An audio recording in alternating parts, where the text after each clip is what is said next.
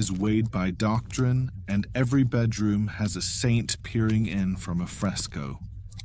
Imagine the scent of beeswax candles in a cold stone room, a clergyman's voice echoing off the apse, and a parchment scroll thicker than your thigh, detailing exactly when and how you're allowed to touch your spouse. You're in the Middle Ages now, where even sex is supervised. You probably won't survive this. Not socially. At least, if you get caught coupling on a feast day, or worse, on a Sunday. So, before you get comfortable, take a moment to like the video and subscribe, but only if you genuinely enjoy what I do here. And let me know in the comments, where are you watching from, and what time is it for you right now? Now, dim the lights, maybe turn on a fan for that soft background hum, and let's ease into tonight's journey together. You stand under a vaulted ceiling, parchment in hand, squinting at Latin ink and miniature devils in the margins. This isn't some secret diary, it's canon law, the grand rulebook written by men in robes who've decided that sex is both sacred and suspicious. The church isn't just involved in your wedding vows. It's got a schedule for your bedroom habits, and trust me, it's extensive. According to medieval church teachings, sex is only allowed within marriage, for the purpose of procreation, and preferably with zero fun involved. Lust, even inside marriage, is a sin. Passion is suspect. Pleasure, a spiritual danger. Which means, if you're enjoying yourself, you're probably doing it wrong. Or worse, you're doing it right and going straight to confession. And don't think you can sneak in a little intimacy just because you're married. You have to avoid certain days. Sundays, Fridays, feast days, Lent, Advent, Pentecost, and pretty much any time someone somewhere might be fasting or praying. Depending on your region and level of piety, this could leave you with fewer than 100 safe days per year. Hope you like board games. Historians still argue whether these rules were strictly followed or more often ignored. But the manuals say what they say. The penitentials, those early church confession guides, list offenses and corresponding punishments with a kind of eerie precision. One might say, if a man mounts his wife from behind, he shall do penance for 3 years. Another warns of 10 years for extramarital sex, 5 if the woman was a nun. Yes, someone had to write all this down, by candlelight, likely blushing. There's also the question of how priests and bishops even knew what was going on behind closed doors. Enter confession. A priest might gently ask, do you and your spouse engage in intercourse while she is menstruating? And you, trying not to sweat through your tunic, would say, sometimes, only to be told to fast on bread and water for the next month. Still, church doctrine wasn't entirely anti-sex. Marriage itself was slowly becoming a sacrament, a holy union that recognized physical intimacy as a necessary, if slightly dangerous, part of human life. St. Augustine, medieval morality's favorite party guest, declared that sex wasn't evil, but the lust that often came with it was. He had a theory. If you could somehow have sex without desire, purely for making babies, you'd be golden. Just imagine that pillow talk. The tension between body and soul is everywhere in this world. On the one hand, the church tells you that your body is a temple.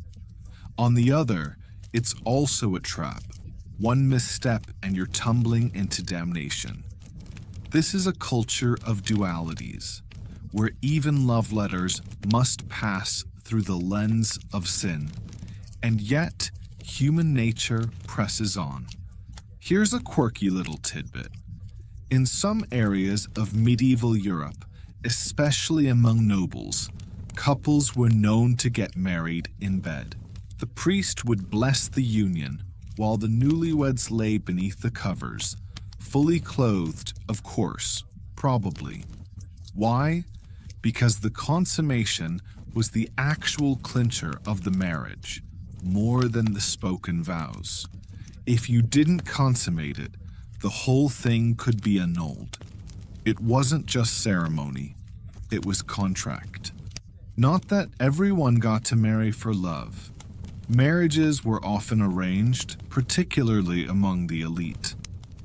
Girls could be married off at 12, boys at 14, with parental consent and a bishop's blessing. The age of consent hovered loosely around 12 to 14, though it varied and remains a hotly debated issue in historical circles. And again, actual enforcement, spotty at best. But what's fascinating isn't just the rules, it's how people bent them.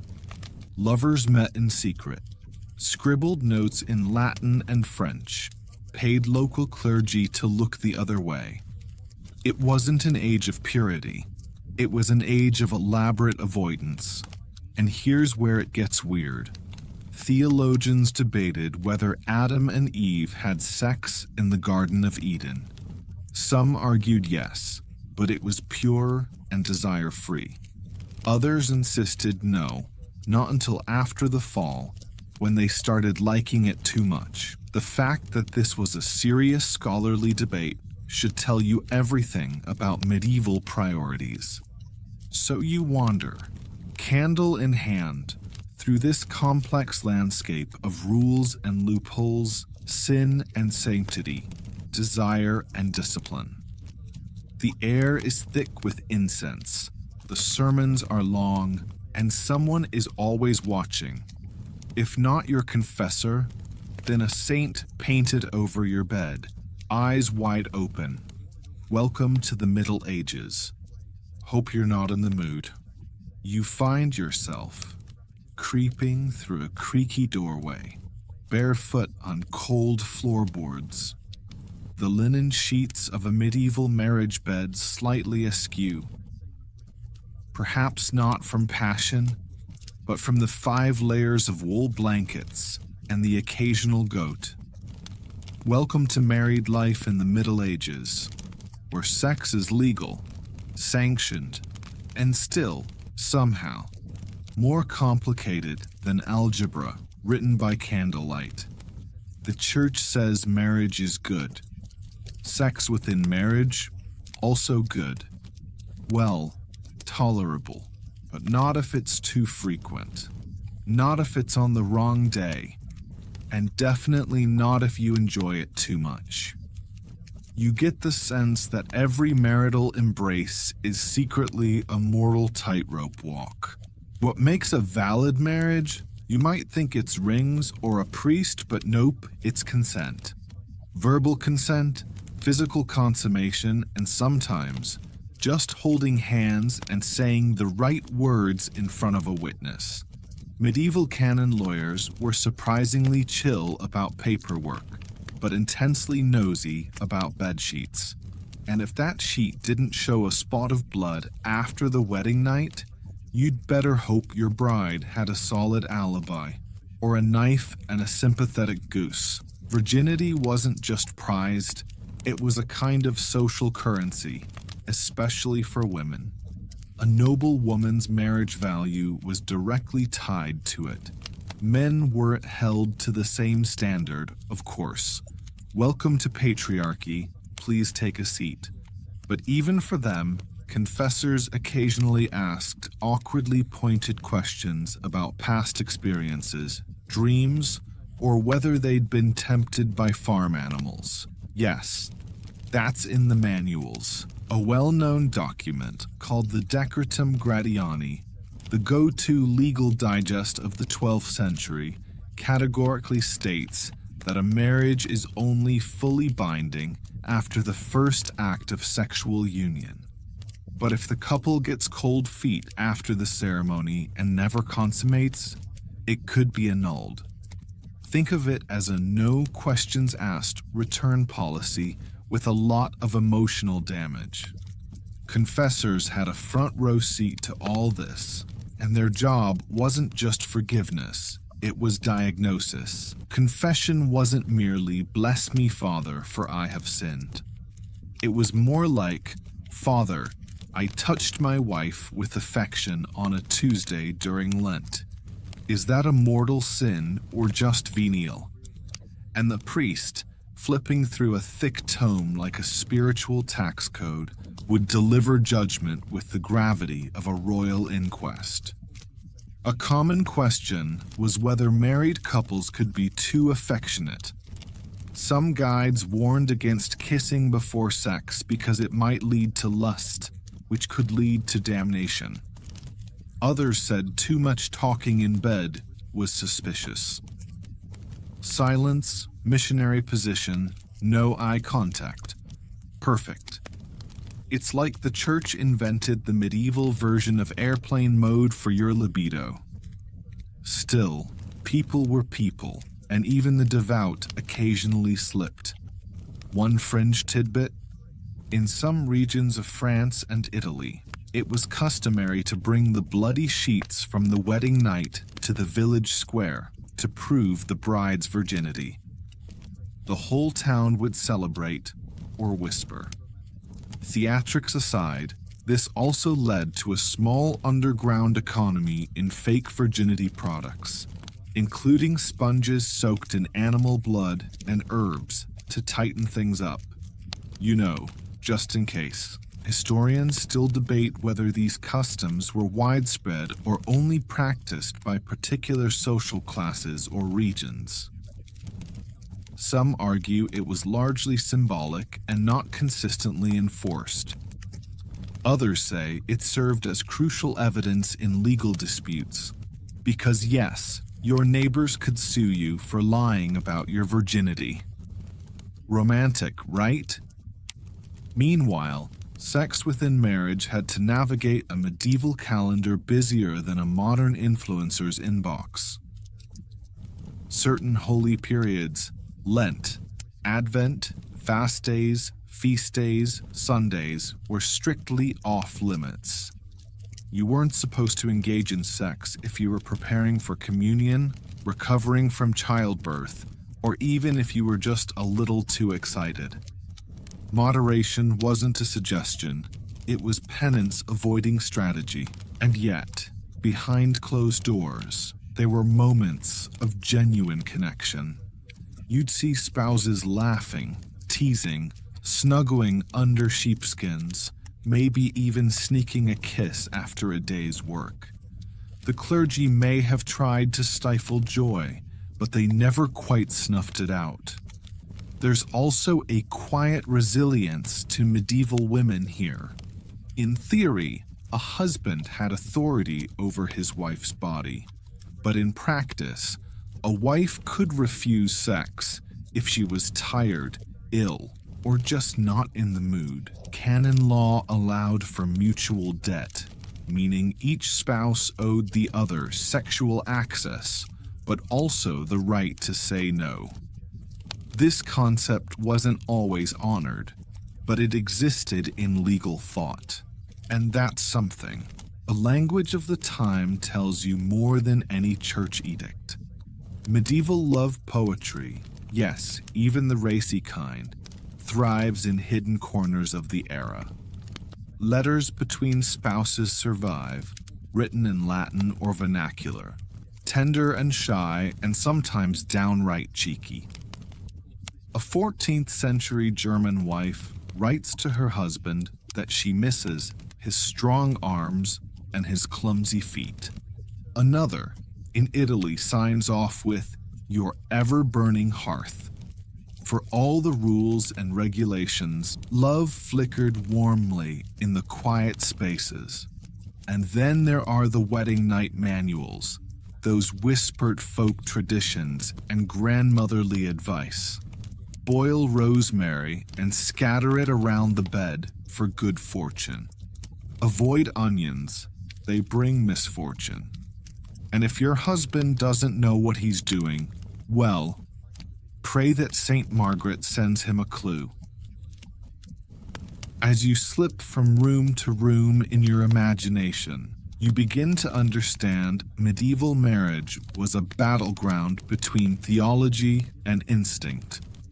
You were expected to obey God, please your spouse, birth children, maintain modesty, and above all, never seem to enjoy it too much. But of course, people did. They laughed, they kissed, they whispered beneath the covers, they sinned, and they confessed. That's the rhythm of it. Restriction, rebellion, repentance. And it starts all over again on Monday. You're cloaked now in the cool hush of a stone cloister, where every footstep echoes like a sin in progress. The sun filters weakly through stained glass, painting your path with red and blue halos. And somewhere far off, a bell tolls for none. Welcome to the monastery, where silence is golden, chastity is sacred, and absolutely nobody is sneaking off behind the herb garden. Except, sometimes they are.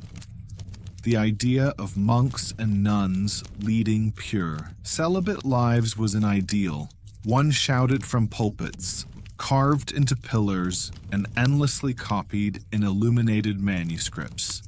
But ideals are one thing, and human nature, that's a different sermon altogether.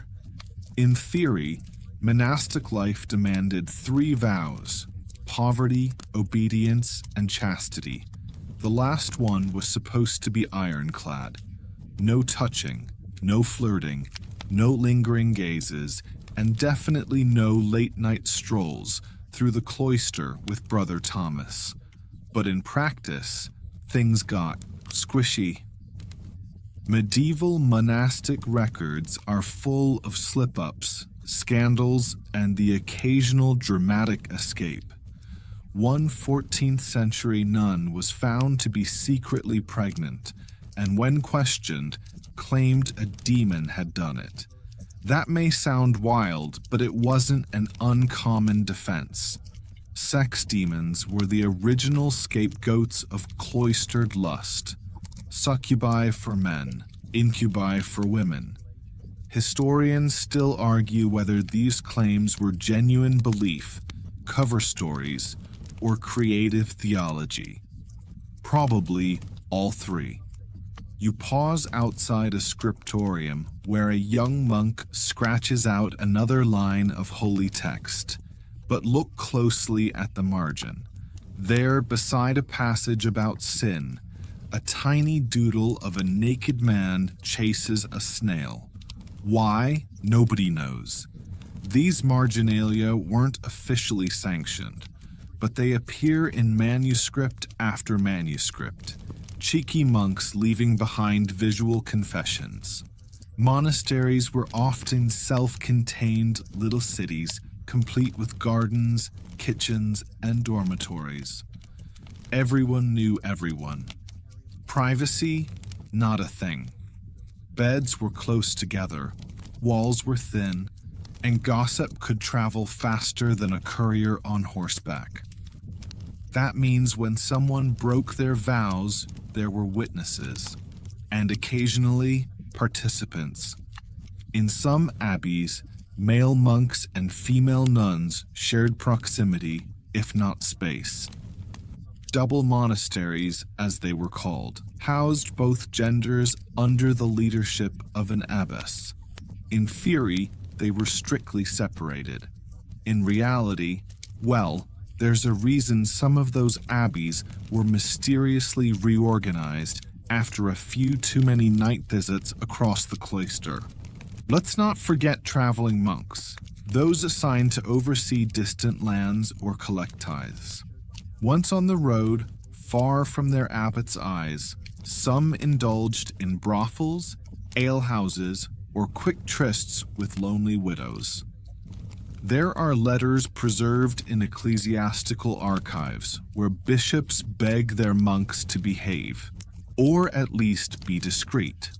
One bishop famously scolded his subordinate for excessive familiarity with the tavern mistress, which is medieval code for stop making out with the barmaid. Then there's the infamous Liber Gregorianus, a letter written by St. Peter Damian in the 11th century, condemning rampant sexual misconduct, especially between monks. He called it a moral plague. Was he exaggerating? Maybe. But the fact that it needed addressing suggests more than a few rule breakers in the dormitory. A fringe tidbit. In some monastic communities, especially in Ireland, there were trial periods for new recruits. Think of it as a try before you vow system. If the novice couldn't handle the strict life, they were released. Some chroniclers suggest that certain young monks took full advantage of this by accidentally falling in love just in time to get booted back to lay life, with fewer rules and more opportunities. But monasteries weren't just hotbeds of temptation, they were also centers of control. Many monks wrote guidebooks for confessors, packed with obsessive details on what counted as sexual sin. Some got so precise it feels more like voyeurism than theology. One manual warns against allowing young monks to sleep near older ones, lest the weaker be corrupted. Another instructs confessors to ask about specific positions, and yes, we're still talking PG-13, barely. Historians still debate how seriously these rules were followed. Were the manuals aspirational, descriptive, satirical? Some argue they reflect widespread anxiety more than reality. Others think they were genuinely used, meaning medieval confessors were like spiritual auditors, constantly looking for red flags in the sheets. Yet despite it all, many monks and nuns lived sincerely chaste lives. Their faith was real, their discipline admirable. Some found peace in prayer, in routine, in community. Others struggled quietly, writing poems and letters about longing and temptation. A 12th century Cistercian writes, "I beat my breast, but my flesh beats back." A quiet war waged under the habit. Even saints weren't immune. Saint Bernard of Clairvaux once threw himself into a thorn bush to ward off impure thoughts. He survived, of course, but probably with a lot of explaining to do. And while we're here, not all monasteries were equal. Wealthy abbeys were like medieval resorts, lavish meals, fine wine, imported manuscripts. Others were strict, austere, and freezing. The looser the rules, the higher the odds that someone, somewhere, was breaking the vow of chastity. It's almost like putting temptation in a gilded cage and expecting it to stay quiet. As you walk these quiet cloisters, you realize that vows weren't just about obedience. They were about performance. A monk might never break his vow, but he still had to be seen as pure. Reputation mattered. The monastic ideal was less about perfection and more about perception. And so the abbeys roll on, silent, sacred, and occasionally scandalous. You can almost hear Brother Thomas whispering an apology to Saint Benedict while hiding his love poems in a hollowed-out psalter. Chastity was expected, but forgiveness was always just a confession away. You step lightly now through the fog of a market town, where the air smells of roasting meat, wet wool, and faintly of sin. Tucked between the baker's stall and the blacksmith's forge is a shadowy doorway. marked only with a red lamp or a crude sign, a curled ribbon, a worn rose, a slipper.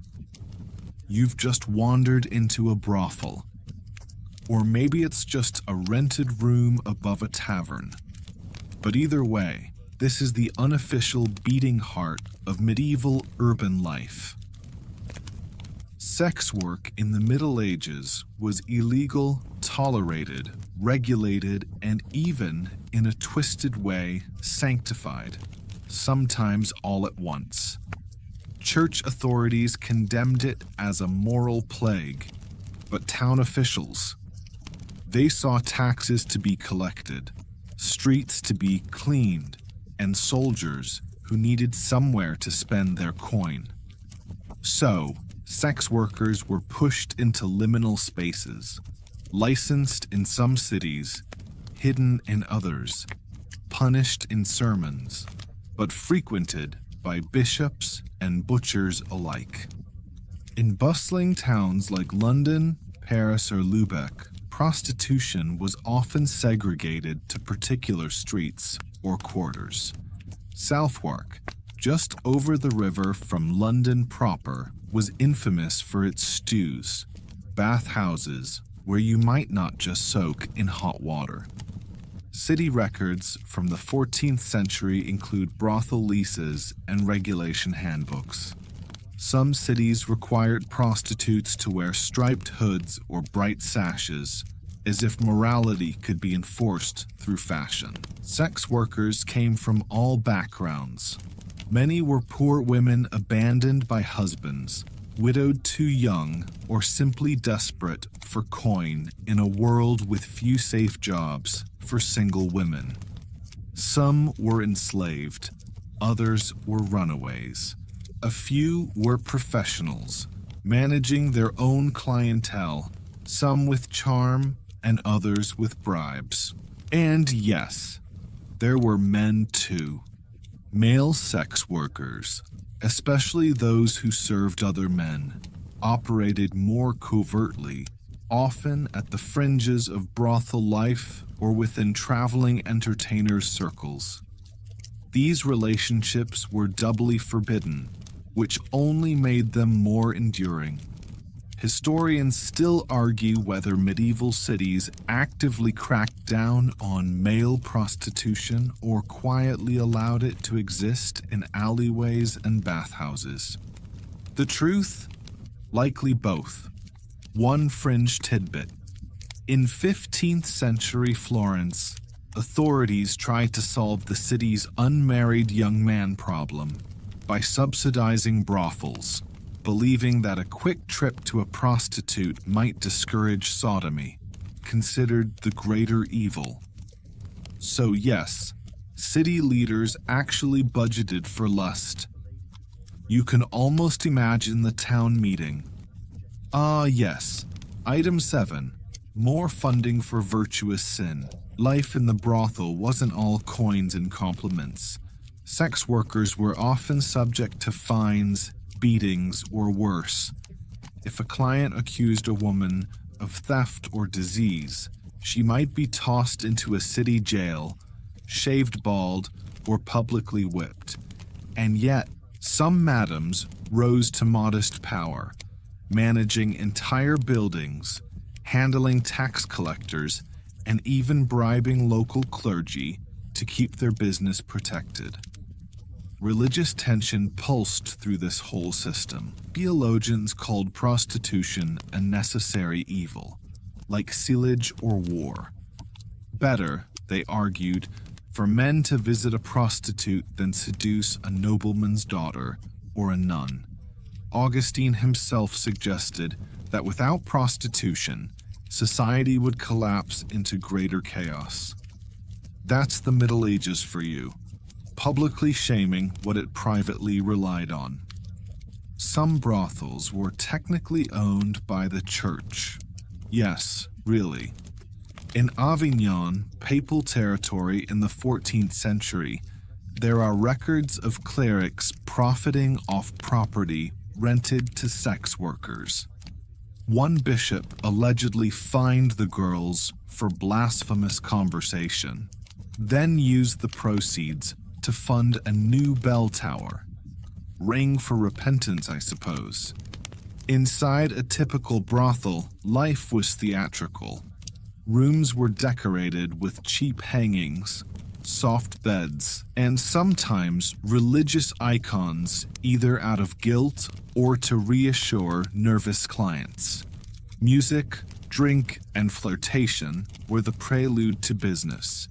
Some brothels offered food, baths, and the chance to play dice or cards. Others operated like grim factories. Fast turnover, no pleasantries, minimal comfort. Still, some of the workers developed strong bonds. There are letters from brothel keepers to city officials demanding better treatment for their girls. One records a prostitute burying her friend out of pocket when no one else would claim the body. Beneath the lurid rumors, there was community. Fragile, hidden, but real. The church preached redemption. Many towns built Magdalene houses, hostels for repentant women. In theory, these were safe havens offering prayer, work, and spiritual rehabilitation. In practice, they varied wildly. Some were harsh penitentiaries, others more like forced labor camps. A few were genuine sanctuaries. Historians still debate how many women actually found new lives through them versus how many were simply recycled back onto the street. Curiously, despite all this control, brothels were also strangely visible. Festivals might feature mock weddings between sex workers and pigs, don't ask, and processions that paraded fallen women through town in acts of public humiliation. You were meant to laugh, judge, and then quietly forget when the priest or your cousin slipped away to visit them later. And while these women were rarely honored in life, they show up in poetry, song, and folklore. The wise whore became a kind of anti-hero, cynical, funny, and sometimes more morally grounded than the men who visited her. A 13th century French poem tells of a prostitute who outwits 3 knights, takes their money, and donates it to an orphanage. Satire? Probably. But it says a lot about who medieval people really rooted for. So now, as you back slowly away from the brothel door, you hear laughter, coins clinking in a bowl, and the soft thump of footsteps on a wooden stair. You've seen the paradox in full view. The woman who's shamed by day, yet needed by night. The brothel, in its candlelit glow, reveals a truth that the sermons couldn't quite crush. Medieval people were endlessly inventive at finding cracks in the moral wall and slipping through. You find yourself now at the edge of a sprawling medieval village, somewhere between a haystack and a goat that seems unusually interested in your cloak. The air hums with summer insects and the scent of compost, and in the distance, someone is singing a bawdy tune about a miller's daughter and a very determined goose. Welcome to the countryside, where most medieval people actually lived, worked, loved, and yes, found ways to have sex that canon law would strongly disapprove of. Unlike the bustling anonymity of city brothels or the cloistered temptation of monasteries, sex in the medieval countryside was intimate, messy, and extremely public. With homes rarely more than one room, privacy was a concept better suited for castles or theology. You shared space with your parents, siblings, goats, and sometimes your in-laws. If you wanted alone time, your best bet was a field after sunset. or maybe the back of the barn during a rainstorm. Cozy. And yet, this rural world thrived on relationships. Courting rituals were often practical and earthy. Forget fancy poems. Young men might impress a potential partner by offering apples, helping with chores, or carving love tokens. In some areas, bundling was a common practice, where an unmarried couple might sleep in the same bed with their clothes on, or bound in sacks, allegedly to get to know each other. You don't need a PhD in anthropology to guess how often that stayed innocent. Parents tried to manage these courtships, but local customs often carried more weight than church teaching. Folk rituals around fertility and marriage ran deep, tied to the seasons, the harvest, the rhythms of livestock and moonlight. One popular charm for ensuring fertility involved burying a piece of bread from your wedding beneath the first furrow plowed that year. Another had couples jumping over fires hand in hand to burn away barrenness. Historians still argue whether these were superstitions or quietly tolerated spiritual insurance policies. And then there were the field festivals, times when the rules stretched like overworn hose. May Day in particular was notorious. Celebrations involved singing, dancing, drinking, and occasionally going into the woods with someone whose name you might not remember by morning. Church leaders wrote angrily about these events, calling them sinful and pagan. The villagers, however, kept celebrating and likely smiling all the way home. One charmingly awkward rural tradition involved the love vigil. A suitor might sit outside a woman's window, serenading her with songs or just awkward silence, depending on his vocal range. If she approved, she'd invite him in, or at least offer food. If she didn't, he might get doused with chamber pot water. Love, medieval edition, half romance, half public hazing. Of course, not all was sweet flirtation. Sexual violence in rural areas was a grim reality, often compounded by the lack of formal law enforcement. A powerful lord or reeve could exploit his position without fear of reprisal. Some folk tales and court records speak of girls disappearing during the hay harvest or being promised marriage and then discarded. The church might thunder about sin, but in many villages, justice was whatever your neighbors would enforce or ignore. Still, even the church had to acknowledge the power of rural love. Priests were constantly reminding couples to save sex for after the wedding, while also reminding them not to delay marriage too long, lest temptation win out. This led to the awkward compromise of marriage by intent. If two people publicly declared their love and promised to marry, any sex afterward was slightly less sinful. Just don't wait too long or forget to actually go through with the ceremony. A fringe detail worth your half-sleep smile. In some rural communities, there was a tradition of greenwood marriages, informal unions made outside the church, often during seasonal festivals. These weren't legally binding, but if children came of them, local custom usually recognized them. Think of it as the common law marriage's wilder, weefier cousin. And speaking of cousins, marriage within small villages could get awkwardly tangled. Genealogical boundaries were often fuzzy. The church tried to enforce rules about consanguinity. Basically, no marrying your fourth cousin or closer. But in practice, priests either didn't know or didn't ask too many questions. One 13th century village priest was famously caught marrying off siblings by mistake, or so he claimed.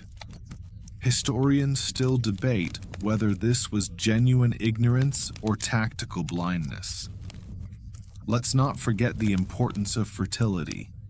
In agricultural communities, children meant survival, future labor, future security. Infertility was a major source of social strain. Couples might turn to herbal remedies, saints' shrines, or whispered prayers to local wise women. One common belief held that drinking from a certain stream on St. Anne's Day could cure barrenness, unless a toad jumped across it while you were drinking.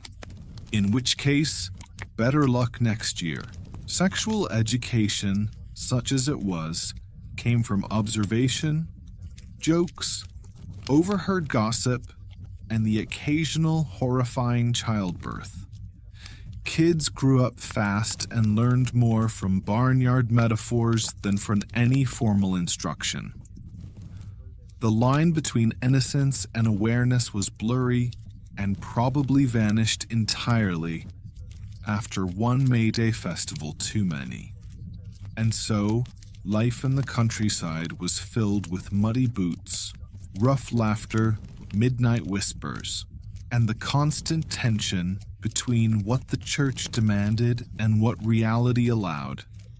Most villagers didn't see themselves as sinners. They saw themselves as survivors, navigating hunger, seasons, and human desire one day at a time. You lie back in the straw now, gazing at stars through a thatched roof. Somewhere nearby, someone is softly singing, and a dog barks at a passing breeze. The night is full of life, unofficial, unchaperoned, unconfessed. But isn't that just another kind of holiness? You're stepping carefully now across polished stone, shuffling past flickering candlelight, damp cloisters, and the faint scent of beeswax and boiled leeks. A monk glides by in his habit, eyes lowered, lips moving in quiet prayer. Or is that a blush? Welcome to the monastery, where silence is sacred, temptations are many, and sex, in theory, does not exist. Monastic life was built on vows, poverty, chastity, and obedience. The second one, chastity, loomed largest in both anxiety and fantasy. You were to remove yourself from the world, turn away from desire, and dedicate your thoughts and flesh to God alone. In practice, your thoughts had other plans. You share your cell with nothing but a wooden cot and a crucifix, but you also share a dormitory, a refectory, a cloister walk. Everything is communal, and that includes temptation. Some monks and nuns fought lifelong battles against carnal thoughts, reporting their struggles in diaries and confessions. Others, as records suggest, gave in, quietly, repeatedly. Historians still argue whether medieval monasteries were true refuges from sexuality or covert incubators of it. Surviving letters and court cases reveal both. Monks punished for sleeping with women, nuns sneaking out at night, and even entire convents accused of harboring irregularities. The church, as always, thundered from the pulpit while quietly managing the fallout. Take the Abbey of Fontevraud in 12th century France. It was led by women and included both male and female communities. One prioress was accused of inviting a male monk into her bed under the pretense of spiritual counseling. She called it divine guidance. The church called it heresy and shipped him off to a much less cozy monastery. Or consider the 14th century English friar who argued that since Adam and Eve were married, he too should enjoy holy companionship with his favorite local widow. 10 out of 10 for creativity, 0 for theology. Desire didn't vanish behind stone walls. It simply found other forms. A nun might develop what scholars now call spiritual eroticism, ecstatic visions involving Christ as lover. soul bride, or even seducer. Saint Catherine of Siena described Jesus placing a wedding ring made of his own foreskin on her finger. You can't make that up.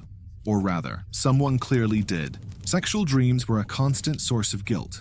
Monks wrote about nighttime emissions as demonic attacks, not biology. The devil, they believed, crept into their cells and stirred their bodies as a test. Some flagellated themselves to resist. Others stuffed straw mattresses with thorny branches. A few begged to sleep chained up. You almost want to tell them, maybe just try counting sheep? A fringe belief among certain orders held that especially holy individuals could reach a state of angelic purity where sexual desire would vanish altogether. Yet even saints were not immune. Saint Jerome, that cranky hero of Bible translation, confessed to being tormented by erotic visions in his cave. The man was living on lentils and still dreaming about dancing girls. Nature, it seems, is persistent. Then there were the scandals that made it beyond whispers. In 1460, a bishop visiting a Benedictine nunnery in Würzburg found not prayer, but parties. The nuns wore colorful dresses, danced with men, and had a wine cellar that would rival any noble's. He described them as worldly beyond measure. The church cracked down, but one can imagine the eye rolls among the women as they stitched their habits back together and prepared for confession. Some monasteries doubled as shelters for noble daughters, wealthy girls who didn't marry and needed somewhere respectable to go. These nuns brought dowries, jewelry, and often an awareness of secular pleasure. Letters between some of them include flirty lines, romantic poetry, and complaints about their abbesses. It wasn't exactly a dating app, but it was the closest thing to a medieval group chat. And let's not forget male-male affection. Monastic brotherhoods fostered deep emotional bonds. Some monks shared beds during travel. Others confessed feelings in Latin verse. Historians still debate whether these relationships were platonic, romantic, or something between. There's a famous 12th century poem in which a monk compares his feelings for his brother in Christ to thirsting for salvation, and also for his lips. Subtle. Outside the walls, these rumors were fuel for satire. Chaucer's Summoner and Friar trade insults about who's more corrupt, while popular ballads mocked monks as lechers and nuns as love-struck flirts. One particularly saucy tale tells of a nun who hides her lover in a barrel. When discovered, she claims he's a gift from God, sent to test her virtue. A+ for audacity. But inside the cloister, the line between spiritual longing and human longing was never clear-cut. Many truly wanted to live pure lives, and some did. Surrounded by the rhythm of prayer, the ringing of bells, the copying of holy texts. But even in the most devout monastery, the body remained stubbornly mortal. And yet, despite everything, monasteries remained pillars of education, healthcare, and shelter. The same monks who battled lust by night, cured villagers by day, copied ancient manuscripts, and brewed excellent ale. Nuns served as midwives, herbalists, and caretakers. Their sexual struggles did not erase their service. They just made them very, very human. Now, as you drift past stone pillars and flickering lamp oil, the night wraps itself around you like a woolen cowl. You hear distant chanting, faint laughter, and a sigh that might be prayer or something else entirely.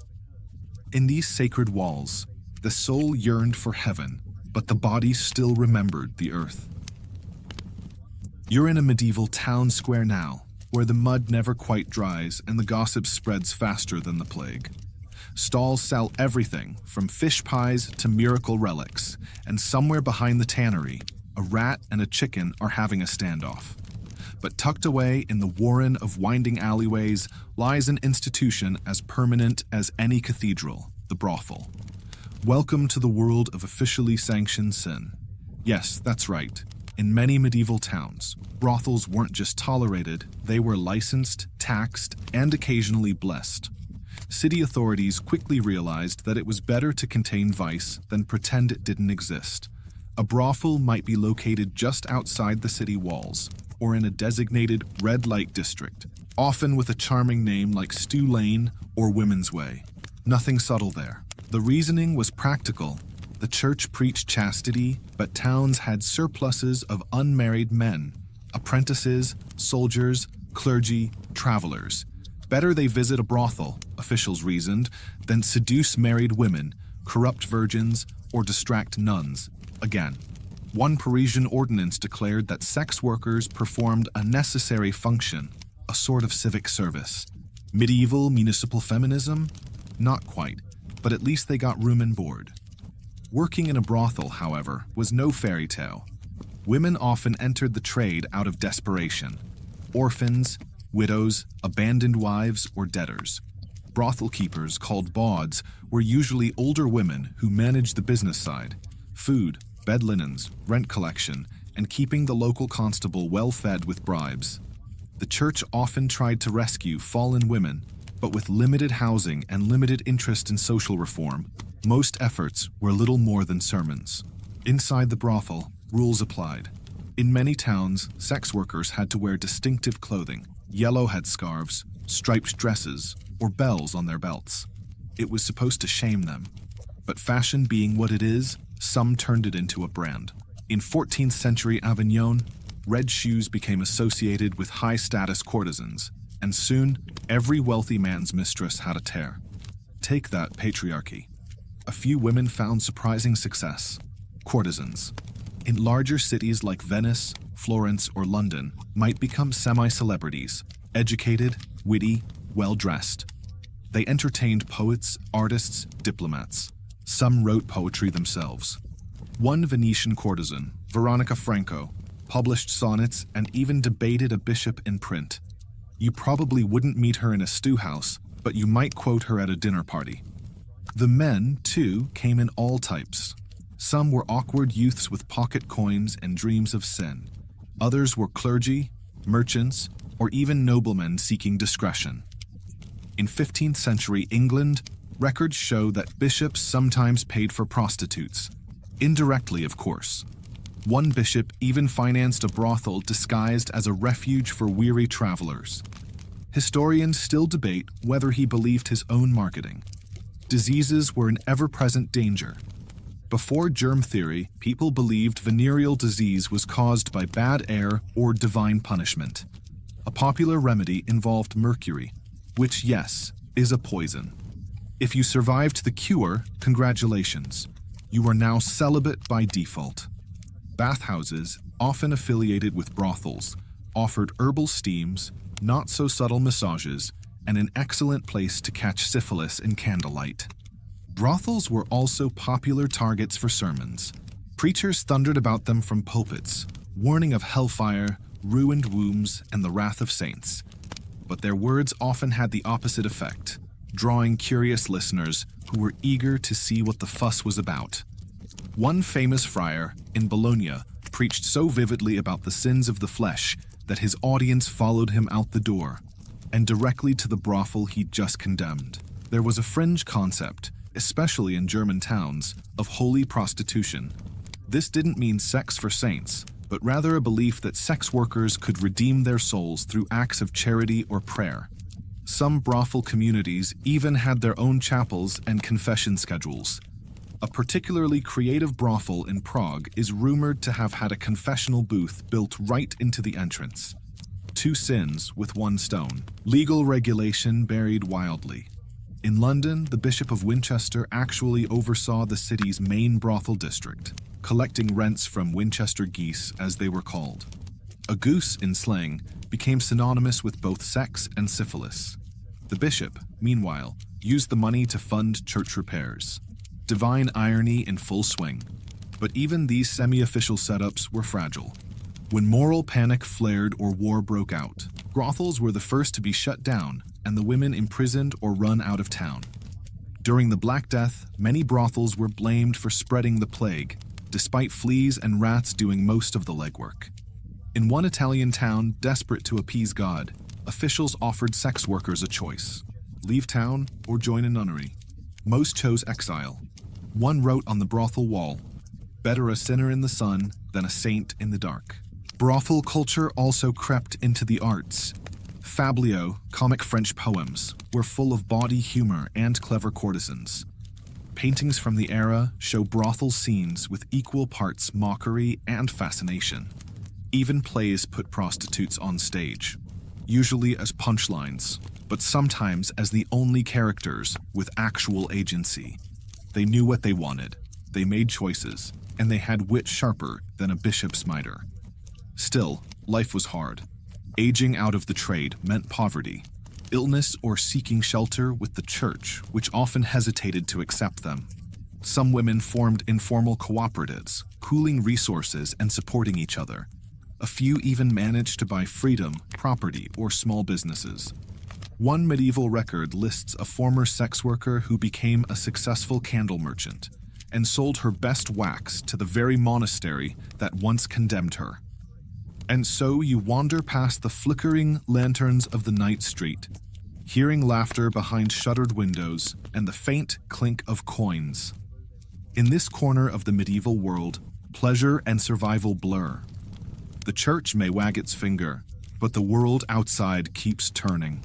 You find yourself now in a small cottage, roof thick with thatch, the scent of smoke clinging to the low rafters. A pot bubbles lazily over the hearth, onions perhaps, and a bit of turnip, and somewhere outside, a chicken lays claim to a pile of laundry. This is peasant life, and it's grubbier, louder, and more intimate than anything in the castles or monasteries. But here too, sex pulses beneath the surface, familiar, necessary, and surprisingly full of rules. For medieval peasants, sex wasn't just about desire, it was about survival. You needed children to help with the fields, carry water, mend tools, and eventually bury you in the churchyard. Every child was a potential laborer or liability. Marriage, therefore, wasn't a romantic choice. It was a practical alliance between households, sometimes negotiated with as much care as any noble match. Still, affection did exist. Young couples often met at seasonal festivals, May Day, harvest feasts, village fairs. Picture you, flushed from dancing, slipping behind the haystack with someone whose hands are calloused and whose breath smells faintly of ale. Courtship customs were earthy and direct. In some regions, boys expressed interest by throwing apples at girls. In others, a girl might accidentally drop a ribbon for her crush to pick up. In the Alps, there was even a tradition where suitors serenaded maidens from rooftops, sometimes while the maiden's father stood below, sharpening an axe. And then there were bundling bags. In colder parts of Europe, young couples were allowed, encouraged even, to sleep in the same bed before marriage. The girl might be sewn into a cloth sack or separated by a wooden board, for chastity. Historians still argue whether these arrangements were actually enforced or just a polite fiction everyone agreed to ignore. Unsurprisingly, a lot of babies were born a little too early. In villages, sex was communal in the sense that everyone knew everyone's business. If a girl became pregnant out of wedlock, the whole community weighed in. Sometimes the couple was hurriedly married. Other times, the girl was fined, shamed, or forced to name the father. In 14th century England, there's a record of a young man dragged before a court because he winked suggestively at a girl and was then seen leaving her house at an unseemly hour. You almost want to ask, what's a seemly hour? Married life didn't always mean monogamous bliss. People strayed, flirted, and occasionally fought with frying pans. Women accused husbands of impotence. Husbands accused wives of withholding affection. In one German village, a woman took her husband to court because he would rather bake bread than bed her. He claimed he was just tired. Relatable. Despite their low status, peasant women weren't powerless. In some areas, they controlled the household budget, oversaw dairy production, and enforced social norms. If a man mistreated his wife, neighbors might mock him with charivari, a noisy public ritual involving pots, pans, and rude songs. Imagine being serenaded by your own cookware for being a bad husband. That'll make you rethink your life choices. Fringe beliefs abounded. In parts of rural France, people believed that placing a spoon under your pillow would reveal your future lover in a dream. In the Baltic, some villagers thought you could increase fertility by copulating in a freshly plowed field, though whether the field needed to be your own was left unclear. There's even a 13th century manual that recommends boiling a hedgehog in wine and feeding it to an unfaithful partner. Love potions, medieval style. Sexuality was also bound up with the rhythms of the land. Certain times were considered forbidden for intercourse. Lent, Advent, feast days, and sometimes Thursdays, just to be safe. That left surprisingly few available days. But enforcement was inconsistent. Most peasants took a don't ask, don't tell approach, and priests often looked the other way, especially if you tithed on time. One open debate among scholars involves peasant literacy and access to church doctrine. Did they really understand the church's complex teachings about sin? Or did they just nod along while trying to stay awake? Sermons were often in Latin, delivered by weary priests who doubled as pig farmers. It's possible that many peasants absorbed moral lessons through songs, folktales, or painted church walls rather than theology. And then there were midwives, keepers of birth, healing, and sometimes secrets. They handled everything from delivering babies to treating women's troubles, often using herbs like mugwort or rue. The church tolerated them, but barely. Some were accused of witchcraft, especially if they seemed too knowledgeable. One famous case describes a midwife who allegedly bewitched a man's genitals, so they fled from duty like a frightened fox. You'd think he might have just been nervous. Adultery, though frowned upon, was surprisingly common. In small villages, privacy was rare, but so was judgment, unless the affair disrupted inheritance or social peace. A man sleeping with another man's wife might find himself summoned to court or to a fistfight behind the mill. There's a 15th century record of a peasant who excused his affair by saying the woman smelled of baked apples and lye soap. A romantic by medieval standards. Still, peasant life wasn't all scandal and superstition. Many couples formed quiet, enduring bonds, working side by side in fields, raising children, and sharing a bed they barely fit in. They laughed, argued, mayhap, and aged together under the same creaky roof. Their love didn't make it into epic poetry, but it was real, muddy, loud, and sometimes tender. As the night deepens and the fire settles into glowing embers, you lie on a straw mattress with scratchy wool pulled to your chin. Through the window, the stars blink coldly over the fields. Somewhere nearby, a rooster dreams of crowing too early. The world is simple here, hard but full of little warmths, stolen kisses, shared loaves, and the occasional wink at an unseemly hour. You wake up in a well-swept courtyard, sunlight creeping over stone walls and the faint clang of a blacksmith echoing in the distance. You're in a medieval city now, larger than a village, louder than a monastery, and far more nosy than any noble estate.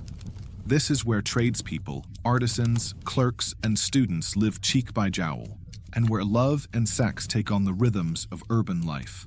Fast, messy, and occasionally lit by torchlight. Let's start with those students. You might think university life in the Middle Ages was all schools and solemn oaths. But medieval scholars, especially in cities like Paris, Bologna, or Oxford, were notorious for partying, brawling, and causing moral panic. One 13th century Parisian law complains that students fill the taverns with noise, wine, and women. Some things really never change. University regulations banned women from dormitories, but students often found creative workarounds. Landladies took bribes to look the other way, or girls were smuggled in disguised as washerwomen. A common term in Oxford at the time was stew girls, referring to women who warmed the bathhouses, and occasionally the beds of lonely scholars. Historians still argue whether these women were sex workers, lovers, or just exceptionally tolerant roommates. Meanwhile, city women were negotiating a tricky social balance. Unlike peasant women tied to fields, or noble women tied to husbands, urban women had slightly more wiggle room. Some knew widows who inherited businesses. Others worked as cloth sellers, midwives, or even innkeepers. These roles gave them limited independence and sometimes romantic freedom. Courting in the city was a whole performance. You didn't just throw apples here, you wrote poetry, sent pastries, and serenaded someone from beneath their window. In 14th century Florence, a man might woo a woman by gifting her a pair of gloves scented with cloves. In Cologne, a popular sign of affection was a handkerchief embroidered with an owl. No one's sure why, possibly because even medieval people thought love was a bit of a joke. And yes, jokes were part of it. Urban sex culture was soaked in satire, puns, and cheeky ballads. One popular song from the Low Countries sings about a young woman who keeps losing her keys, only to be helped by a series of helpful male neighbors. Another describes a girl whose garden needs tending while her husband is away. Subtle? Absolutely not, but it gets the point across. The church still kept a close eye on all of this. Preachers in towns were often more fire and brimstone than their country cousins. The urban crowd was seen as particularly corruptible, especially given their access to wine, dice, and multilingual flirting. Moralists warned of lustful widows, painted harlots, and students who read Aristotle by day and practice Venus by night. That last line may have been unintentionally flattering. Cities were also full of guilds, and within those guilds were rules about marriage, chastity, and proper behavior. A goldsmith's apprentice might be forbidden from marrying until he completed his training. A baker's daughter might be expected to wed someone from a similar trade. Cross-guild romances were sometimes frowned upon, especially if they involved a wine merchant and a brewer. Competition breeds conflict, even in matters of the heart. One of the most fascinating urban customs was the court of love, particularly in France. These weren't actual courts, but gatherings, sometimes hosted by noble women, where poetry was judged, questions of romance debated, and rules of courtship laid out. Was it honorable to love two people at once? Could a woman reject a knight's affection and remain virtuous? Should a love letter be sealed with wax, a kiss, or both? It was like a medieval advice column with fancier language. Then you have the feast days, Carnival, Midsummer, Epiphany, when social rules blurred.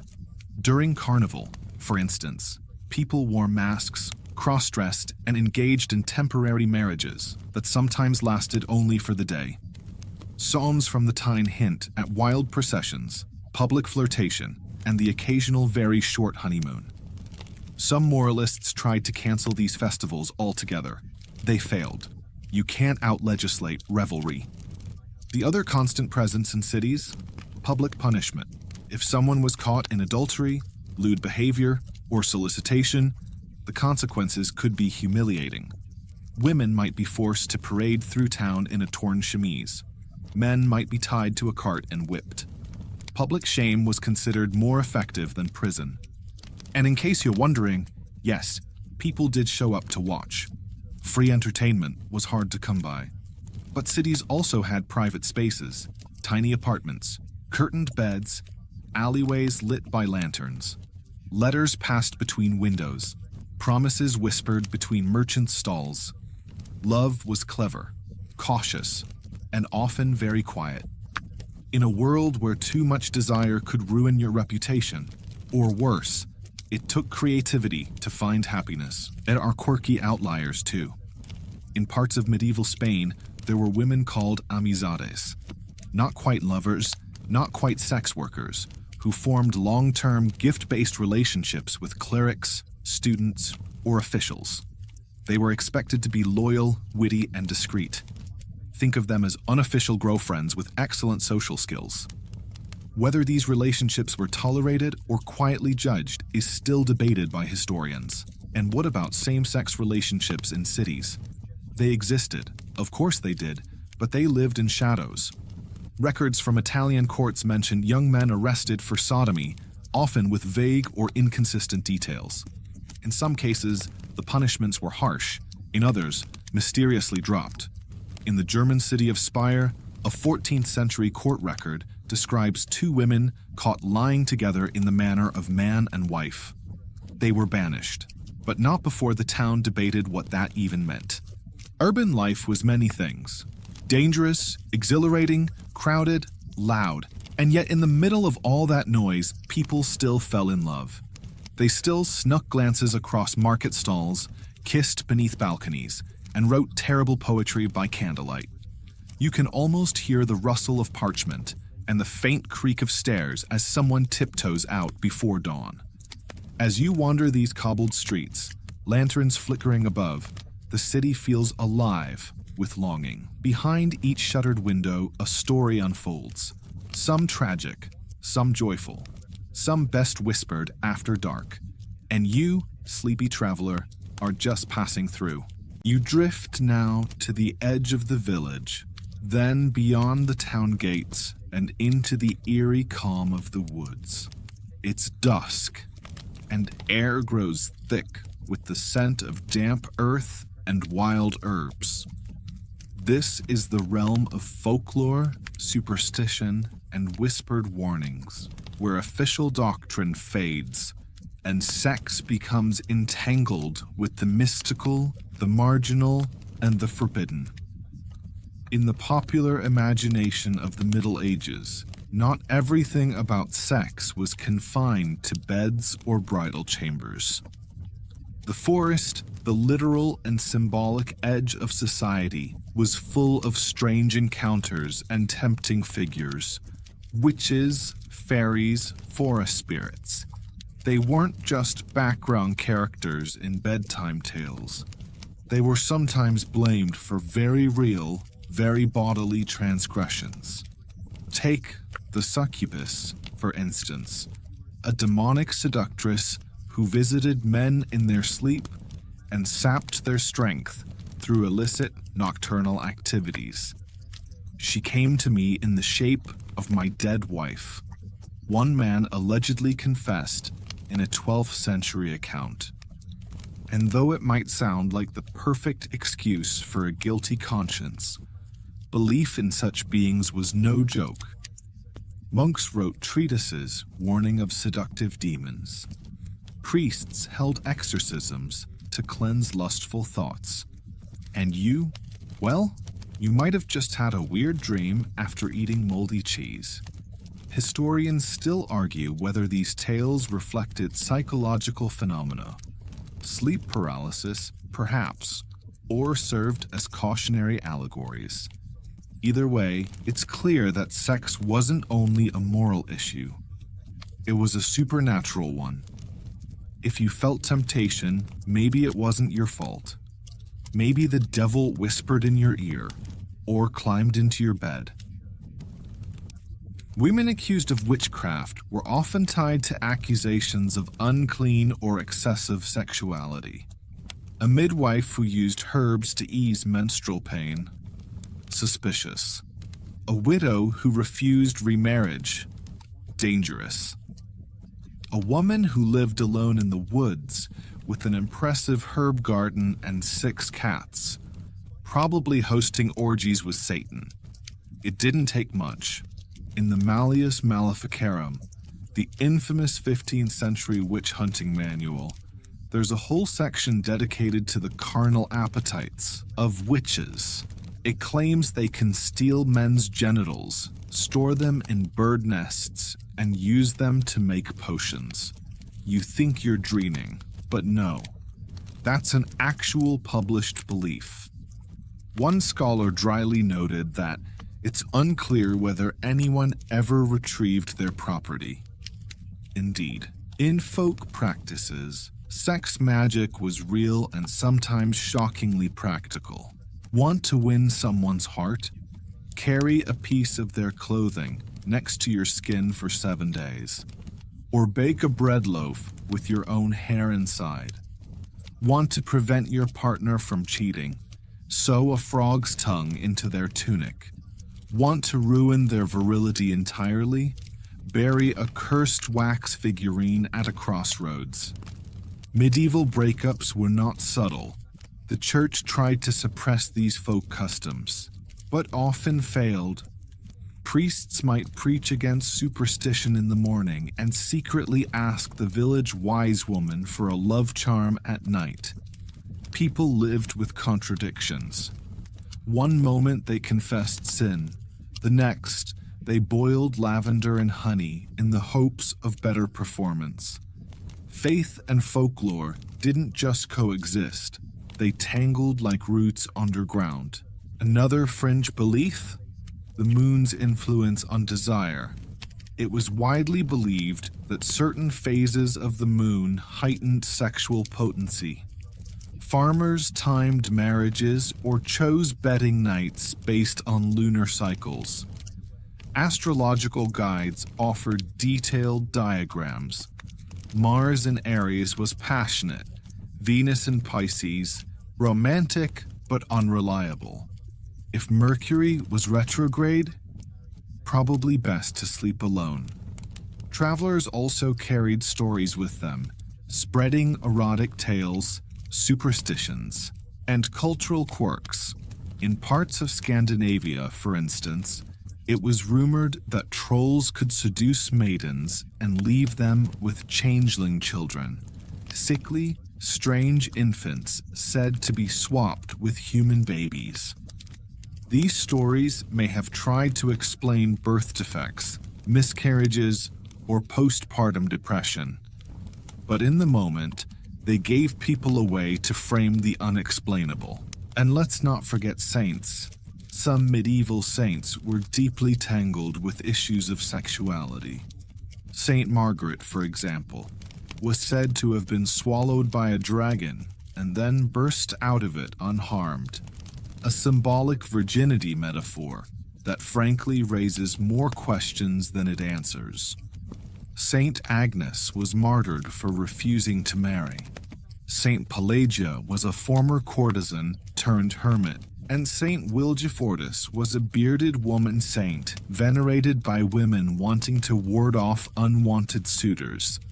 You heard right, bearded.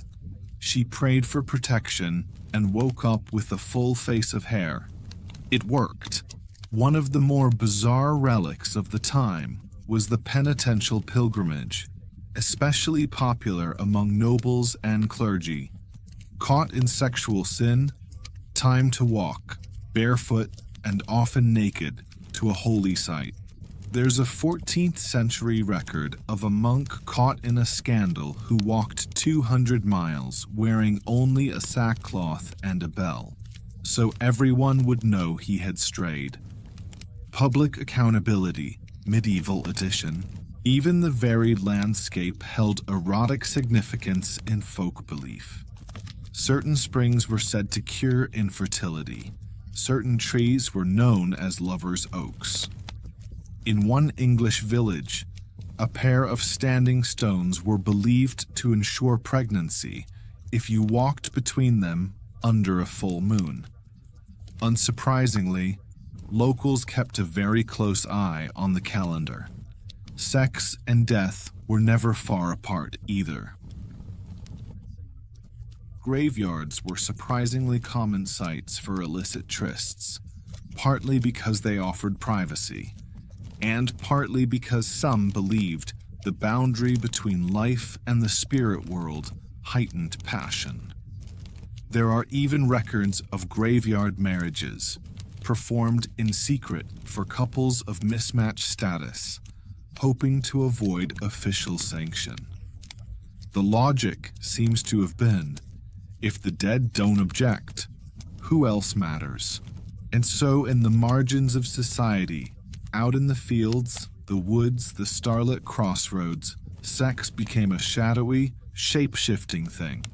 Equal parts mystery, magic, and misdemeanor. You walk now beneath ancient trees, their branches hanging low with mist and memory. You hear faint laughter, distant drums, a whisper behind your shoulder. But it's only the wind. Probably. You step now into the marketplace at dawn, noisy, bustling, and ripe with gossip. Bakers shout prices, goats bleat somewhere underfoot, and above the din float stories of who spent the night with whom. Because here in the medieval public square, reputations are currency. And sexual honor? That's a ledger everyone is keeping tabs on. You quickly learn that the most prized possession for any medieval woman, especially in towns and cities, is her honor, often defined as her sexual purity, real or assumed. A woman's virginity before marriage was not just a private matter. It was a legal, social, and economic asset. Without it, a woman's marriage prospects could collapse, dowries could be reduced, and lawsuits could fly. Sounds exhausting? Oh, you haven't even heard about virginity inspections yet. Yes, these were real. In some disputed betrothals or inheritance cases, women could be examined by a panel of matrons or midwives to confirm whether their body showed signs of prior intercourse. And no, there was no standard or scientifically sound method. It was part myth, part social theater, part terrifying. The stakes were high, and so was the scrutiny. If you were a young woman in love, the wrong decision could mean being branded a harlot, disowned by your family, or worse, dragged through a public defamation trial. She had relations with that boy behind the mill, someone whispers. They found a belt in the hayloft, says another. Whether or not anything happened hardly matters once your name starts circling like a hawk. Men's reputations weren't immune either. A man who is accused of premarital sex, especially with someone outside his class, could be forced into marriage by law. This was called a forced marriage by seduction, and it was often initiated by the woman's family. Some men fled. Others were marched down the aisle, probably reconsidering their decision to flirt behind the church stalls. Historians still argue whether these arrangements protected women's rights or just enforced patriarchal control. Probably both. For a woman wronged, forcing a marriage might restore honor and secure her child's legitimacy, but it also tied her, legally and economically, to a man who might have wanted nothing more than to run for the hills. Sometimes these accusations turned into long, messy court cases. Medieval court records are full of them. Lovers claiming they had a marriage of words, a verbal vow which counted legally if witnessed, men denying paternity, women insisting they'd been promised marriage. Judges would listen to everything: witnesses, love letters, gossip, even body language, and try to untangle the whole thorny affair. There's a wonderfully strange 14th century case from York involving a woman named Alice, who claimed she'd had a valid secret marriage with a young merchant. When asked for proof, she presented a ring, a letter, and the testimony of her aunt, who allegedly saw the couple kiss deeply and pledge their troth over a loaf of rye bread. It's still debated whether rye counted as ceremonial enough. Even music got in on the action. Folk ballads were full of girls tricked by smooth-talking boys or clever maidens who demanded wedding rings before rolling in the hay.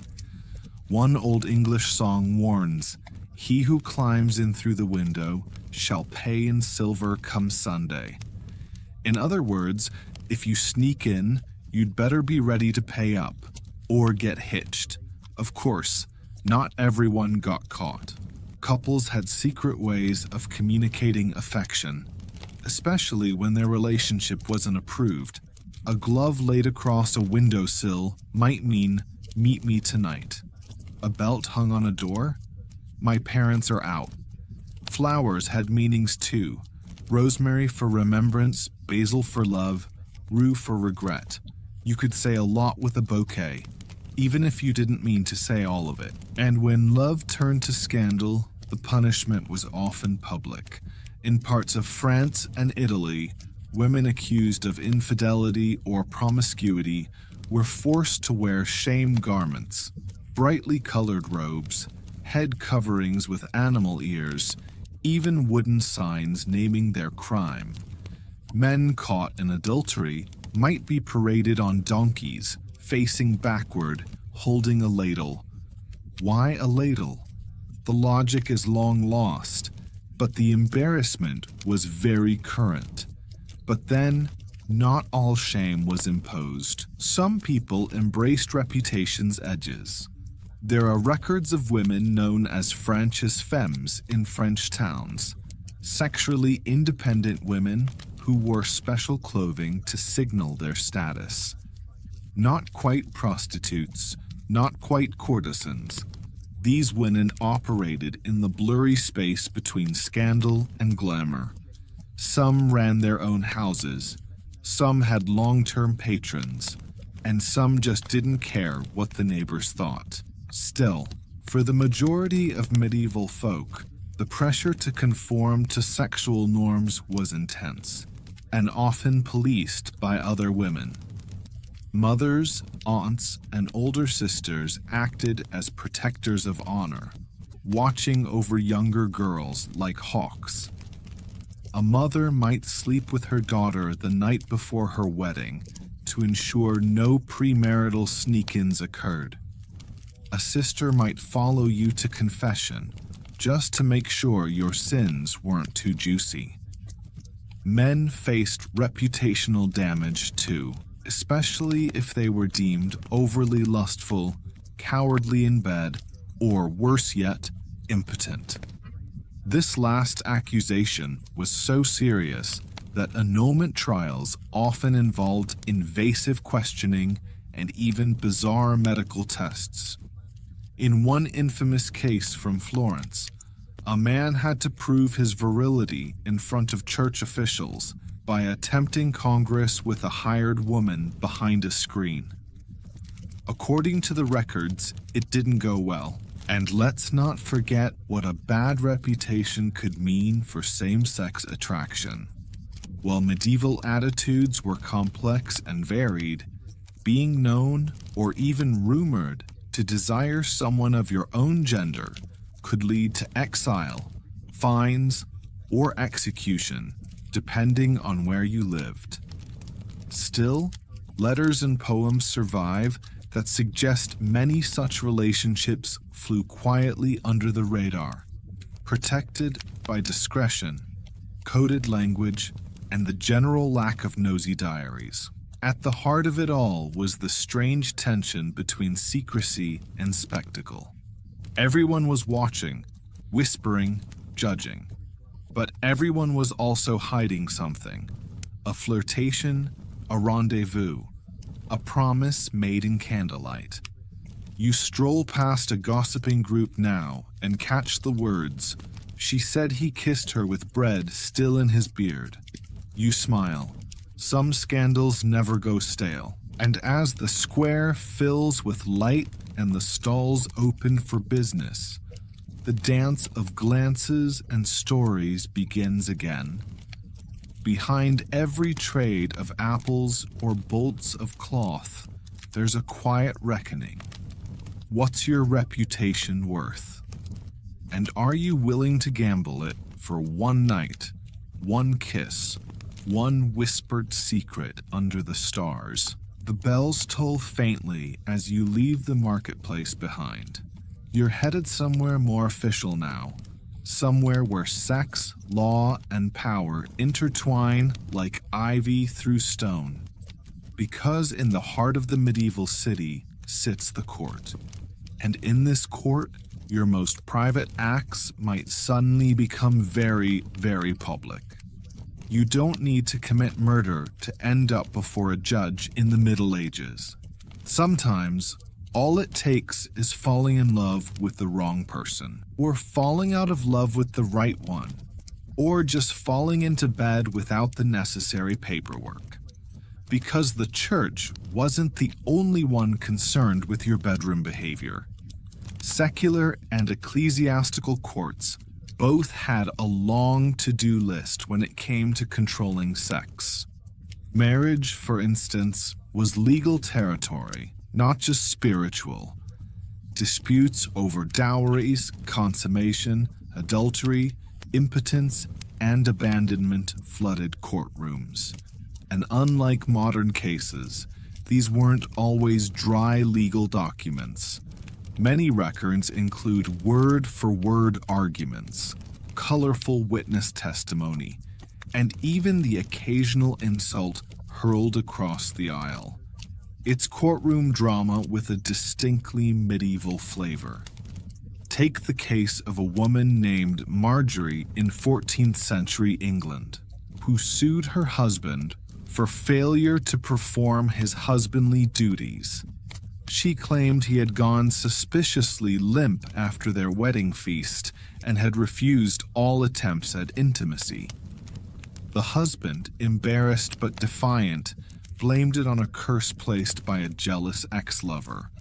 The court summoned midwives, friends, and neighbors to testify. One woman said she'd seen him chase chickens with no lack of energy, implying the problem wasn't physical. The judge eventually ordered an annulment. Awkward, but effective. Such impotence trials were rare but real, and they could be humiliating. In some cases, the man was required to undergo a physical inspection. In others, he was asked to demonstrate his ability in front of witnesses. It was said that one nobleman bribed a local shepherd to stand in for him behind a curtain. The ruse didn't work. Historians still argue whether these trials were genuine efforts to ensure marital justice or just elaborate performances of patriarchal anxiety. One thing's clear: the medieval world didn't shy away from putting your sex life on public record. Adultery was another common courtroom topic, especially if it involved property or inheritance. In towns where citizenship rights passed through marriage, being unfaithful could jeopardize not only your reputation, but your children's legal status. A woman caught in the act might lose her dowry. A man? He might face public humiliation, fines, or worse, depending on the rank of the person he'd cuckolded. But not all sexual cases were about betrayal. Sometimes they were about broken promises. If a man seduced a woman with a promise of marriage, and there were witnesses, he could be forced to make good on it. This led to a fascinating genre of lawsuits, where women brought love letters, tokens, or overheard pillow talk to court as evidence. He told me under the pear tree, one woman swore, that I was his only rose. The judge reportedly sighed before issuing a marriage writ. There were also cases involving priests and nuns, yes, despite their vows. Canon law forbade clergy from engaging in sexual activity, but the rule was often more honored in the breach than the observance. Monasteries had their scandals, some documented in lurid detail. One abbot in France was accused of turning his cloister into a house of Venus, complete with late-night music, wine, and rotating guest lists. When the bishop investigated, he found empty wine casks and several mysteriously missing hymnals. In one remarkable case from northern Italy, a nun named Benedetta was caught in a long-standing affair with another nun. The case was complicated by visions Benedetta claimed to receive, holy messages that conveniently granted her and her companion divine permission. Church officials were not amused. The trial dragged on for months, balancing mysticism, politics, and deeply repressed sexual panic. Ultimately, Benedetta was removed from office, though her visions continued. You might be wondering, what about prostitutes? Were they ever brought to court? Surprisingly, yes, and not always as defendants. In some towns, registered sex workers had legal rights, including protection from abuse, the right to sue clients for unpaid services, and the ability to own property. In fact, one brothel madam in Paris famously sued a nobleman for slandering her establishment. She won, and the court ordered him to pay damages, along with a public apology outside her door. That said, many women in sex work were still vulnerable, especially in areas without formal brothel systems. Streetwalkers could be fined, imprisoned, or publicly whipped. But others became entwined in legal networks of surprising complexity. In Venice, brothels paid annual taxes, and certain neighborhoods were zoned specifically for licensed pleasures. The records read like modern zoning maps, except with fewer coffee shops and more velvet curtains. Perhaps the strangest legal category, though, is crimen nefandum, the unnameable crime. This euphemism was used in court records to refer to acts considered beyond the pale: bestiality, incest, sodomy. These were capital offenses in many regions, and the trials were often based more on accusation than evidence. Punishments ranged from imprisonment to execution, though pardons were not unheard of, especially if the accused was wealthy, noble, or simply good at groveling. In one chilling 13th century case, a farmer was accused of lying with his favorite goat. The village erupted in scandal, and the court took the matter gravely. The poor animal was also tried and sentenced to death. You stare for a moment, wondering who made the tiny goat-sized noose. Despite the drama, medieval legal systems were rarely efficient. Cases could take years to resolve. Witnesses changed their stories. Bribes flowed like ale at a festival. Courts simply punted difficult cases to the next higher authority, or let them fade quietly into rumor. As one monk dryly wrote in his legal commentary, "Justice is a wheel, and it rolls at the pace of the donkey." Still, these cases, petty, tragic, ridiculous, give you a window into everyday life. They reveal not just laws but emotions: betrayal, desire, regret, pride. They show that even under strict rules and watchful eyes, people still made mistakes, told lies, fell in love, and tried somehow to live with the consequences. And now, as you drift away from the courthouse steps and back into the winding alleys, you feel the weight of those stories, heavy with longing, tangled in shame, sometimes absurd, sometimes noble. You pause at a quiet stone archway and listen. A murmur, a promise, a laugh. Somewhere, someone's telling their side of the story. The cobblestones cool beneath your feet as you slip out of the town proper and into the soft, rustling hush of the countryside. Here, the rules don't vanish, but they do bend. You breathe in the faint tang of earth and livestock, and for a moment, you're free of city whispers and clerical judgments. But don't get too comfortable. Rural life has its own strange logic when it comes to love, sex, and scandal.